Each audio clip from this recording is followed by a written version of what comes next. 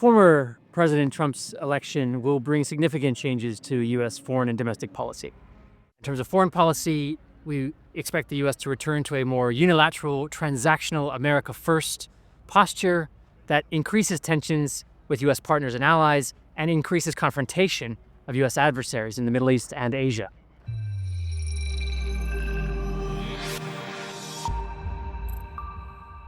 Uncertainty of the U.S. policy across the region is going to be a big question mark for 2025. We know that the U.S. has been perceived across the region by several countries as being less influential, less powerful. I think that there's a lot of concern in India and the broader Asia Pacific about the reliability of the US as a partner or as an ally. I think the trends that have been noticed in the region are that the US is becoming more isolationist. Under Trump, there have been flashpoints with respect to trade and immigration that were there during his first presidency and are likely to come back during the second presidency as well. I tend to think of multiple Trump scenarios based on what we saw in the first Trump administration, which was at times the most hawkish policies on things like China trade, North Korea, and at other times some of the biggest attempts at negotiation and deal making. So it's really an increase in uncertainty and the spectrum of possibilities. For Ukraine and Europe, the election of Donald Trump places the focus on his promise to making a deal to end the war.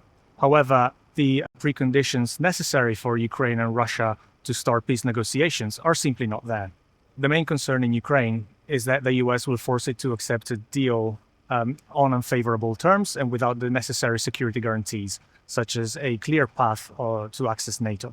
Ukrainian President Volodymyr Zelensky has begun adopting a transactional approach when engaging with Donald Trump. And the change in the form or scale of US military assistance going into Ukraine, rather than a complete halt, is more likely. The economic costs of supporting Ukraine will fall mostly on EU countries and the UK. In the year ahead, they will face mounting pressure to make costly political decisions, such as acting or not as Ukraine's security guarantor. Under President Trump, companies need to prepare for potentially significant changes in the U.S. regulatory environment for business. And this is really on two fronts. The first is that President Trump plans to pursue a broad deregulatory agenda, lower taxes for business.